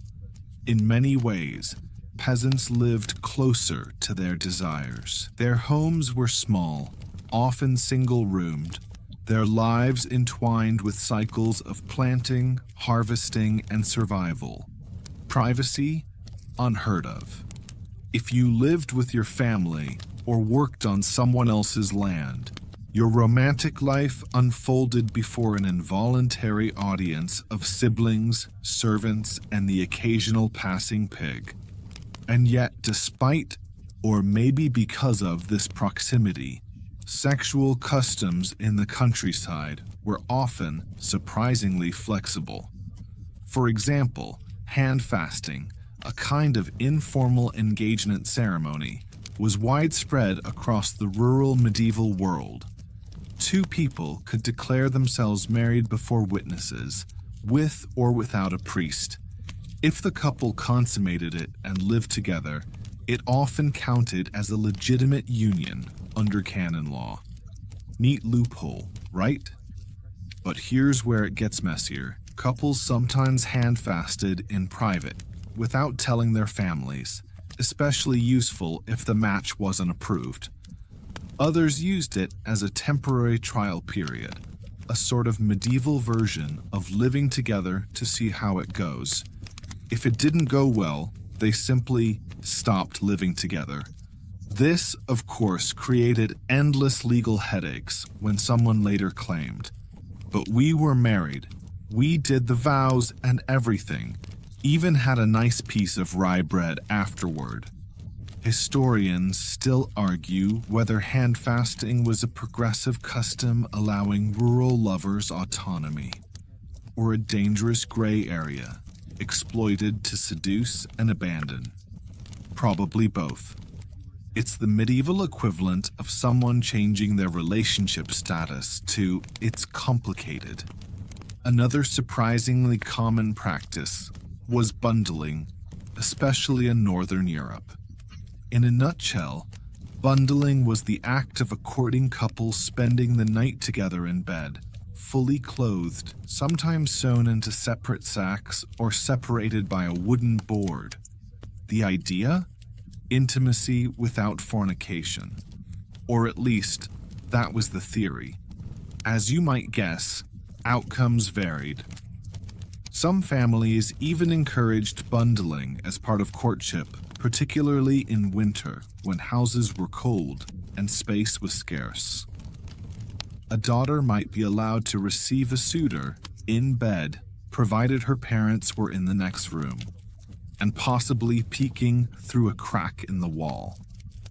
It sounds wildly unsafe by modern standards, but in a society where sex before marriage was both common and heavily policed, bundling offered a strange middle ground. And sometimes, it wasn't just a courtship tool. If a woman got pregnant, the village would often try to repair the situation by nudging the couple into marriage. This communal pressure to make things right often overrode legal systems. The neighbors would murmur, elders would convene, and before long, a wedding feast might materialize, sometimes before the child, sometimes after. You'll find that rural attitudes toward sexuality and marriage were deeply communal. Everyone knew everyone's business. If two people disappeared behind the mill too often, someone would notice. If a girl's belly started to swell, the women at the well would talk. But judgment varied. In tight-knit villages, forgiveness often depended on the couple's usefulness, their family's reputation, or simply how well liked they were. One 15th century English woman named Joan, unmarried and pregnant, claimed in court that she didn't know the name of the father because it was dark and he had a hood. It sounds suspicious, but locals rallied around her. Some historians think the real father may have been someone influential, and the village closed ranks to protect her. There were darker sides, too. When pregnancies couldn't be explained or were the result of coercion, women might face brutal punishment. Unwed mothers could be fined, whipped, or shunned. Infanticide trials did occur, though many were based more on suspicion than proof. A newborn dying of natural causes could be enough to raise questions, especially if there was no man ready to step forward.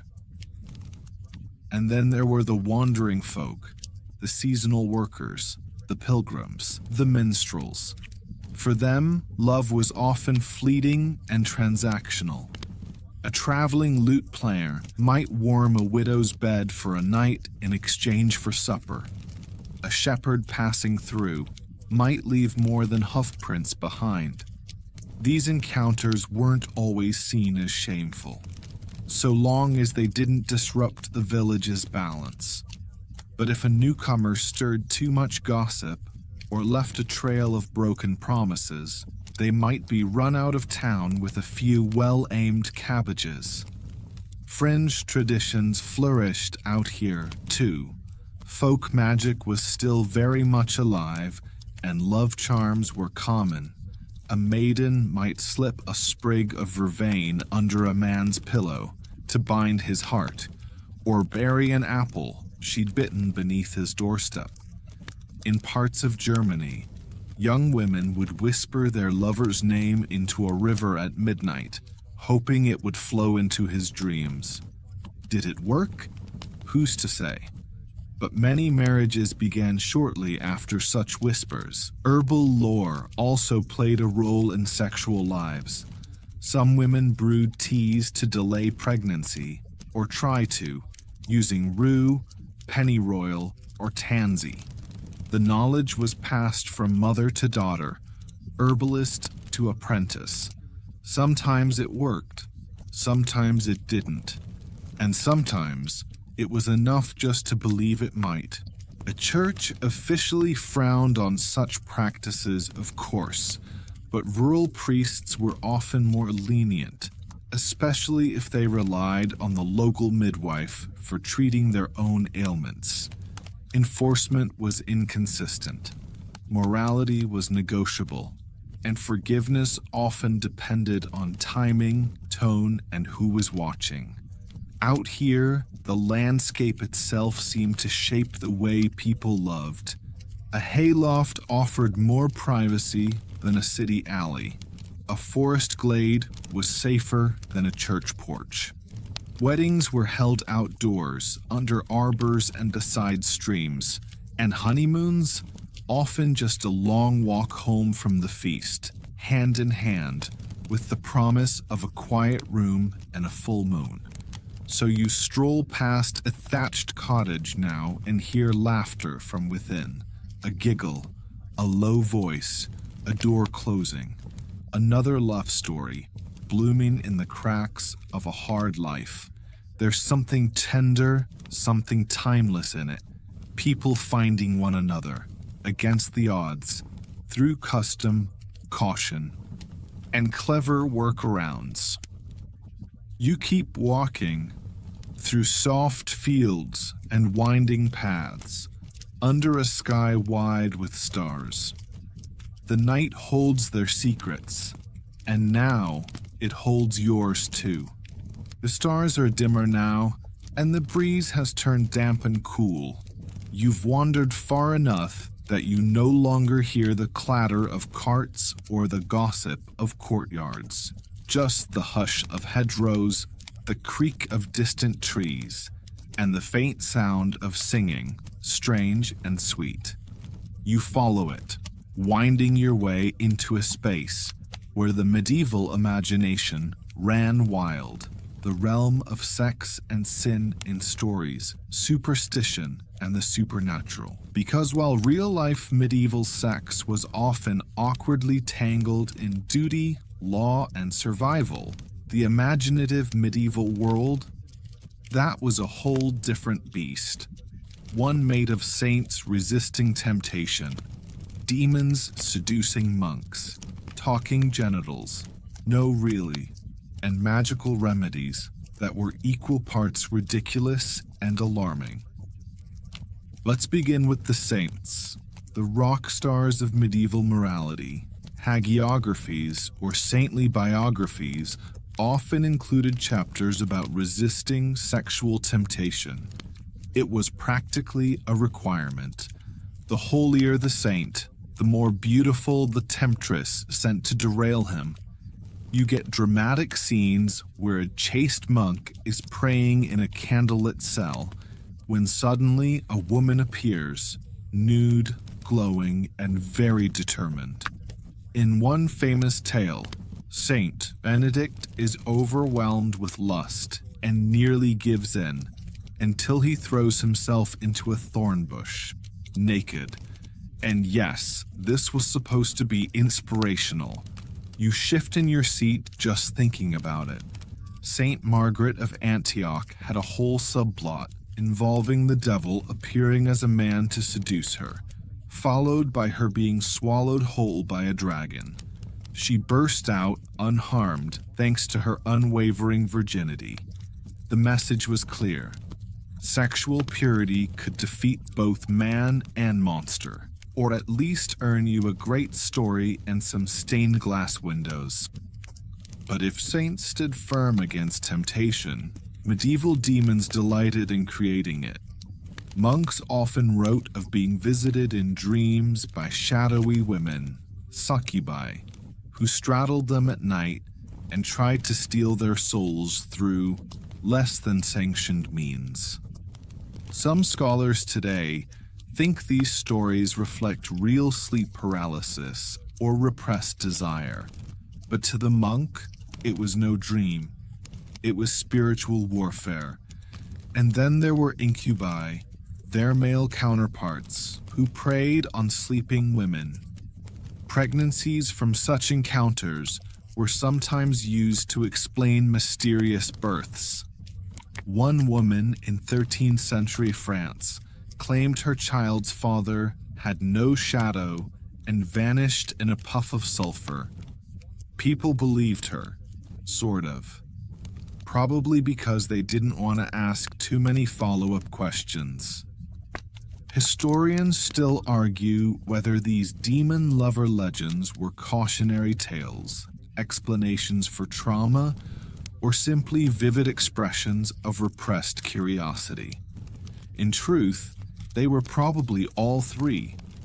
The medieval mind wasn't content with biology alone. Everything had meaning. Everything had a moral that extended to medical texts, which blended science, folklore, and the occasional fever dream. Doctors believed the body was governed by humors, four fluids that influenced health and temperament. Too much black bile, you were melancholic. Too much blood, lustful. Remedies included leeches, scented oils, or, wait for it, freshly baked bread warning your armpit to absorb steamy humors. Some medical guides offered helpful, if deeply bizarre, advice on sex. One common theory was that both partners needed to orgasm to conceive. Another held that excessive sex could cause nosebleeds, blindness, or dramatic pause, shrinking genitals. And no, they didn't mean metaphorically. There were also herbal aphrodisiacs like cinnamon, ginger, or saffron. Less appetizing were recipes involving dried animal parts, wolf genitals, ground frog bones, or powdered antlers. One 12th century potion claimed to restore male vigor with a mixture of goat fat and wine boiled with leeks. Tasty. Fertility rituals often involved both natural and supernatural elements. In Slavic villages, women would roll naked in dew-covered fields at dawn to encourage pregnancy. In Italy, some couples tied fertility knots into their sheets, and if all else failed, there was always pilgrimage to a saint rumored to help with bedroom problems. Some shrines even became known for specific sexual concerns. Saint Valentine wasn't just about candy hearts. He was believed to cure epilepsy, and also, according to a few late sources, disordered affections. That's medieval for awkward crushes. Meanwhile, Saint Agnes was the go-to for young women seeking virtuous husbands. though she never married herself. You also find sex woven through literature in forms both hilarious and haunting. Chaucer's Canterbury Tales includes bawdy tales of cheating wives, lusty clerics, and elaborate bed-switching schemes. One woman tricks her lover into kissing her bare bottom in the dark. Another story has a priest hiding in a tub. Morals vary. The Roman de la Rose, a wildly popular French allegory, reads like a dreamscape tour through the Garden of Love, with personified figures like Lady Reason and Shame guiding or misleading the narrator on his quest to pluck the rose. Yes, that's exactly what it sounds like. Not all stories were light-hearted. Some reflected genuine fear of sexuality, of women's bodies, of the unpredictable power of desire. The Malleus Maleficarum, a witch-hunting manual from the 15th century, obsessed over the idea that witches used sex to manipulate men. It claimed women were more likely to be witches because they were carnal by nature. Convenient logic for inquisitors. Terrifying consequences for actual women. And yet, amidst all the fire and brimstone, you find a surprising thread of humor. Medieval folks loved a dirty joke as much as anyone. Manuscript margins are filled with doodles of monks chasing nuns, animals engaged in questionable antics, and the occasional disembodied phallus with wings. You can almost hear the scribes snickering over their parchment. One famous example from England shows a knight fighting off a snail with a sword, drawn with painstaking care. Historians still debate what it means, but some think it was a cheeky metaphor for male impotence. Others think it was just funny. Maybe both. Medieval people weren't humorless. They were just selective. So here you are, sitting at the edge of myth and medicine, where sex isn't just about the act. It's about fear, hope, punishment, imagination. It's about what happens when desire bumps up against belief. And the result, predictably, is glorious nonsense. You lean back on the grass and let the strange lullaby of it all drift over you. Thornbush saints, dream demons, love potions, and bawdy monks with ink-stained fingers. In the world behind your eyelids, everything's a little wilder, a little weirder, and somehow a little more honest. The road you're on now is softer than before, more shadow than stone, more memory than fact. The path curves through a place few spoke about openly in the Middle Ages, yet one that always existed. The lives of those who loved outside the norm. This final stretch carries us into the quiet, complex world of non-normative sexuality in medieval society, where judgment loomed, yes, but so too did courage, secrecy, and sometimes even surprising forms of acceptance. Let's start with the obvious medieval view. Anything outside heterosexual, monogamous, married sex for procreation, considered sinful, deviant, often punishable. Canon law condemned same-sex acts harshly.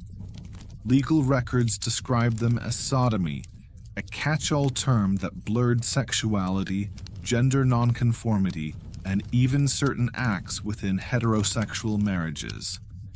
Ambiguity was useful. It made nearly everyone guilty, at least potentially. But the lived reality was more nuanced, because people are people, and they find ways to be themselves, even under watchful eyes.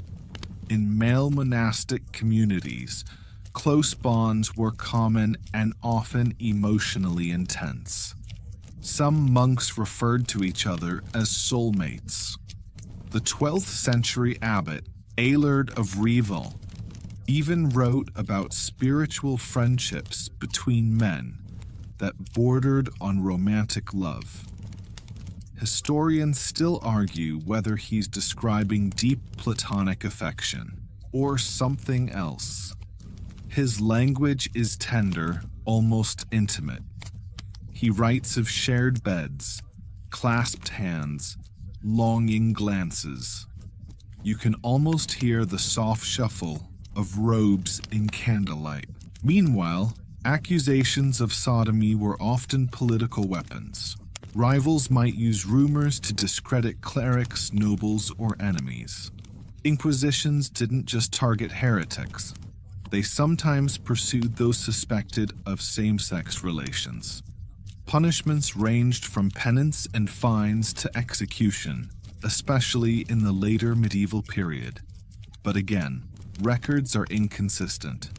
Enforcement varied wildly. In some towns, local authorities looked the other way, especially if the accused were discreet or useful. There are rare glimpses of love surviving even in this climate. A 14th century Florentine man named Giovanni di Giovanni was publicly punished for his relationships with other men. But in some records, his lovers tried to protect him, even testifying on his behalf. It wasn't enough, but the fragments of support are there, faint but real. Women's same-sex relationships were less policed, partly because male authorities didn't believe women could have sex without a man involved. There was even theological debate about whether lesbianism was real sex. One German theologian claimed that unless a woman used a strap-on prosthesis carved from bread, yes, bread, it didn't count. Another insisted that if it caused pleasure, it was sinful, whether or not anatomy was involved. Yet, women lived together, wrote letters to one another filled with longing, shared beds, raised eyebrows. Some became sworn sisters, formalized partnerships that in a few cases received community or even church recognition. Historians debate whether these were romantic, spiritual, or practical, but again, they leave behind echoes of affection that don't quite fit neat boxes. And then we arrive at gender itself, a category medieval thinkers struggled to define, especially when bodies defied expectations. There were individuals who lived as a different gender than they were assigned at birth, sometimes for religious reasons, sometimes for survival, and sometimes, it seems, simply because it felt right. Take Saint Marinos, also known as Marina, a woman who entered a monastery disguised as a man and lived out her life as Brother Marinos. When a local girl accused Marinos of fathering a child, the monk accepted the blame in silence. Only after death was the truth discovered. Rather than condemn the deception, the monastic community venerated Marinos as a saint. Stories like this blur modern categories, but they suggest that gender non-conforming individuals found spaces, however small, to exist.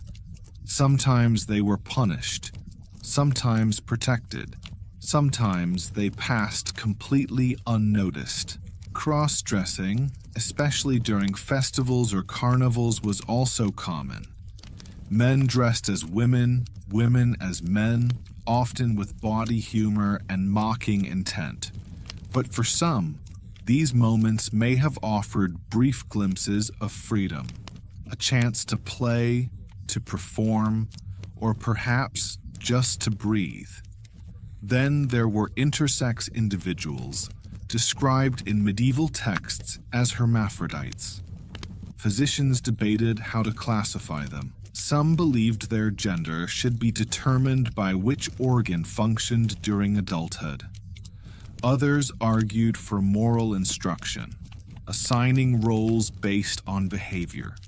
Rarely were these people consulted about their own identities, and yet there are passing references, buried in chronicles and letters, of people who didn't fit the binary and communities that awkwardly or otherwise accommodated them.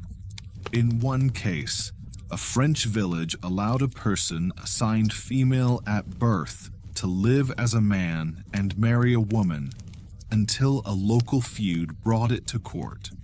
Even then, the trial focused less on the individual's identity than on neighborly jealousy.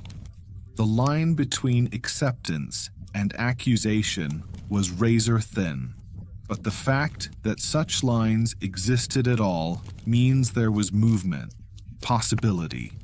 Not freedom, perhaps, but resistance.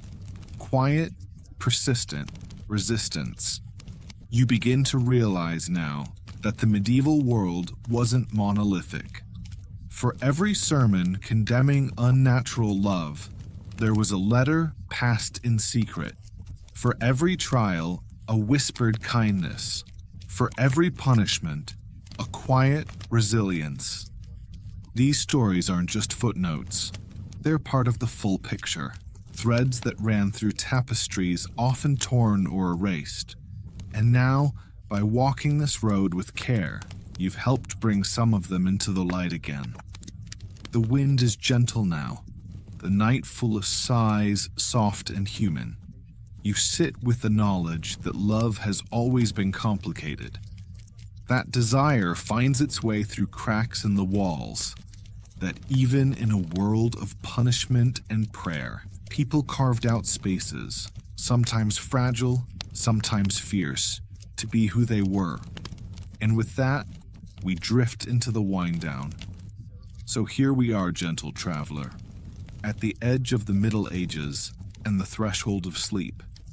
You've walked quiet cloisters and rowdy taverns, tiptoed through confessionals and haylofts, lingered at shrines and secret glances in candlelit corridors. You've learned that the rules were clear, but life rarely obeyed. And amid all the laws, sermons, and whispered threats of eternal fire, people still found ways to hold each other. The world you've just visited was harsh, yes, but also deeply, achingly human. There was laughter in the margins, longing between the lines, and tenderness folded into silence. And if it all felt a little messy, that's because it was. Messy is honest. Messy is alive. Now, as the last bells of some distant monastery fade into the dark, let your breathing slow. Let your limbs grow heavy, as if wrapped in the linen sheets of a quiet inn, beside a winding medieval road. The candles are low. The gossip's gone quiet. Somewhere far off, a lute strums a final note before the silence. You're safe here, in the hush between centuries. You've learned, you've wandered, you've listened, and now it's time to rest. So close your eyes, let the story settle, and sleep well, traveler, until the next strange, gentle journey